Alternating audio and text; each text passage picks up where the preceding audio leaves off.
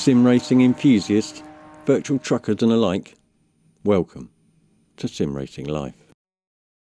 So, in today's video, I'm going to show you how I turn this very inexpensive lot into a fully functional button box. Okay, so let's start off and take a look at what we need. First off, we need a project box, which is going to be our button box case.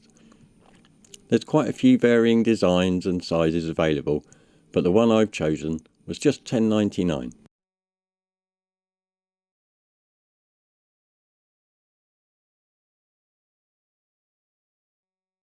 Next, we need the Rayan Zero Delay Arcade USB encoder, which I purchased for just £7.88 and comes with all the required connectors and wires.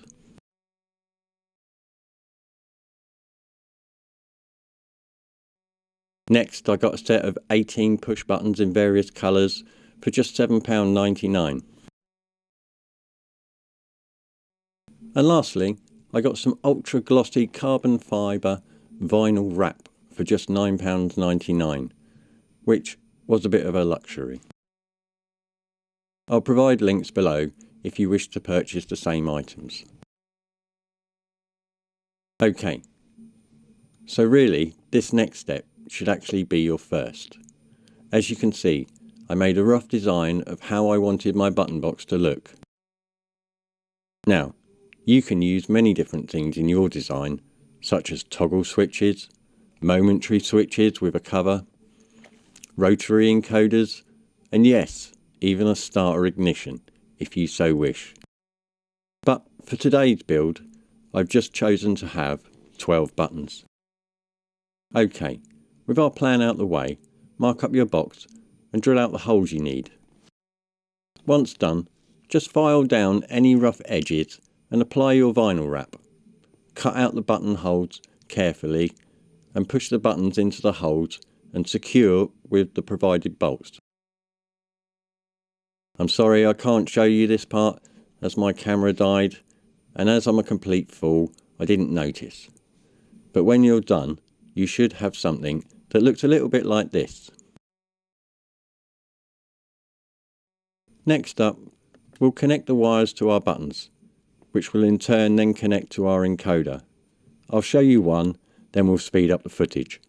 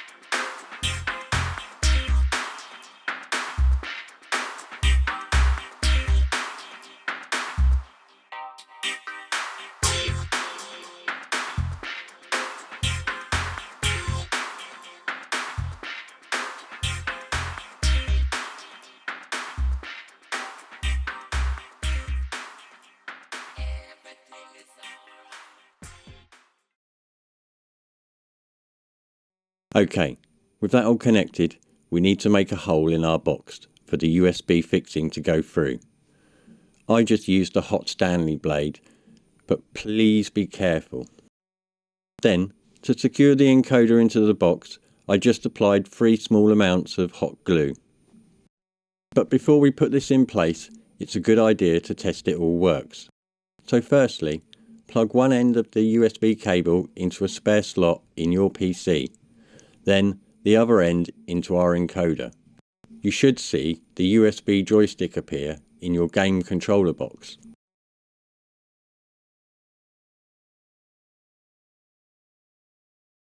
Next up, we'll click on Properties, which will bring up this next box, showing us our 12 buttons. Just press each one to make sure they work. If everything is fine, then just glue in your USB encoder and screw together the box and you're done.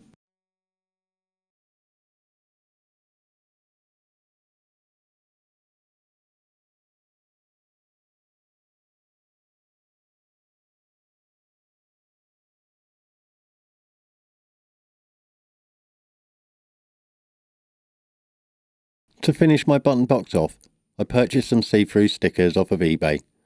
I'll put a link in the description below. And I also added a few extra stick-on badges that I had lying around the house. But how you configure yours is completely up to you. As you can see, I haven't completely finished mine yet, as I'm still trying to work out what buttons are going to do what. Well, that just leads me to say thanks very much for watching. Please consider subscribing to the channel, and if you like this video, then don't forget to hit the like button. If you've got any questions, then don't hesitate. Put them in the box below and I'll do my best to answer them. Until the next time, bye bye!